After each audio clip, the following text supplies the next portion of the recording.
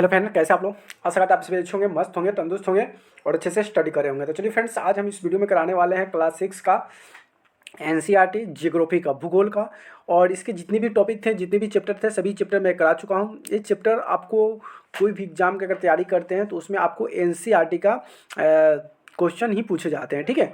तो हमारे चैनल को सब्सक्राइब जरूर कर दीजिएगा, बेल आइकन को दबाना ना भूलिएगा, और वीडियो को लाइक नहीं किया तो वीडियो को लाइक जरूर कर दीजिएगा, अपने दोस्तों फ्रेंडों के साथ शेयर जरूर कर दीजिएगा। तो चलिए, चैप्टर का नाम है पृथ्वी के प्रमुख परिमंडल, और ये क्लास 6 चैप्टर 5 का है, ठीक है। इसके जितने भी पहले वीडियो कराए हैं सभी डिस्क्रिप्शन में आपको उसका लिंक मिल जाएगा, आप वहाँ से देख सकते हैं। तो इसमें पढ़ना क्या है, ये पृथ्वी के बारे में पढ़ना है। परिमंडल, पृथ्वी के प्रमुख परिमंडल।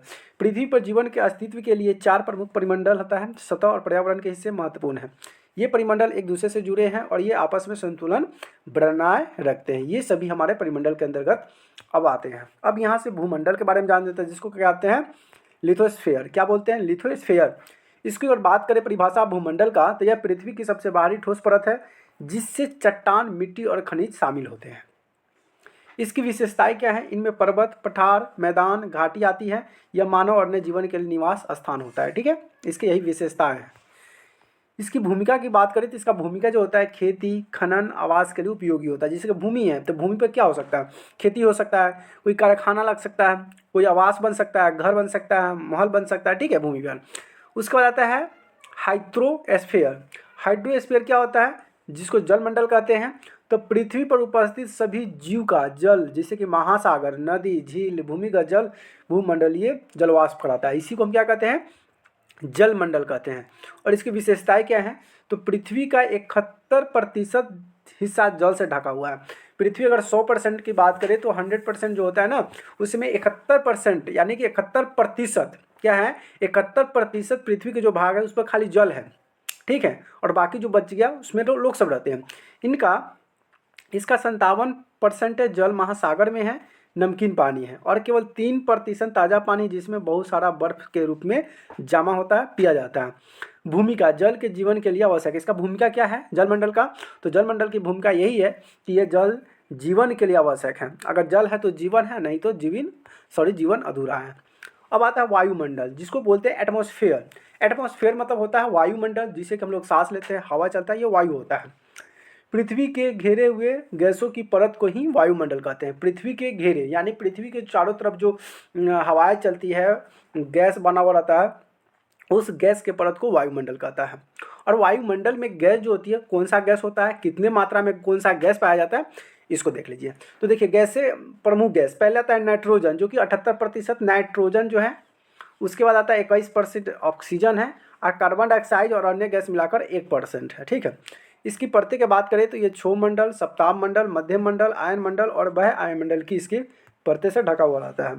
इसकी भूमिका क्या है, इसकी भूमिका की बात करें तो जीवन दायिनी यानी ऑक्सीजन प्रदान करती है। मतलब सांस लेते हैं तो हम लोग का जीवन क्या है, अगर सांस नहीं ले पाएंगे, हवा नहीं मिल पाएगा तो जीवन जीना अधूरा यानी कि मुश्किल हो जाएगा, इसलिए जीवन दायिनी कहा जाता है। जलवायु मौसम के लिए जिम्मेदार है। अगर हवा नहीं रहेगा, पेड़ पौधा नहीं रहेगा, जलवायु अच्छी नहीं रहेगा तो मौसम बिगड़ सकता है। सूर्य के हानिकारक किरणों से रक्षा करता है कौन, ये सभी हमारी हवा है।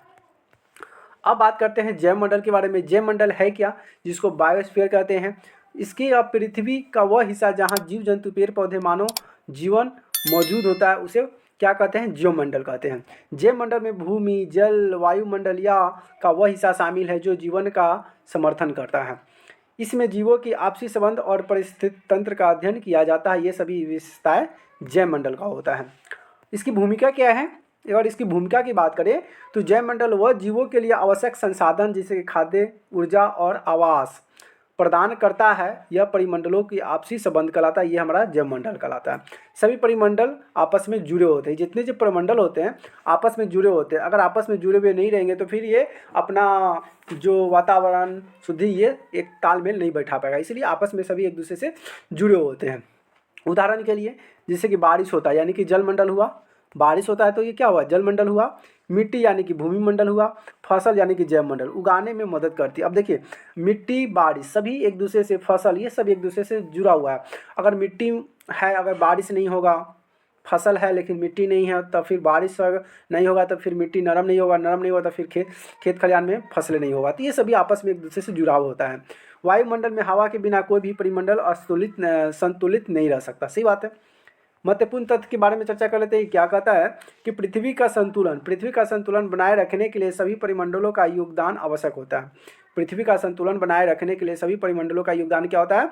जरूरी होता है। इस परिमंडल में अतुल्य जैसे कि प्रदूषण पृथ्वी पर जीवन को प्रभावित कर सकता है।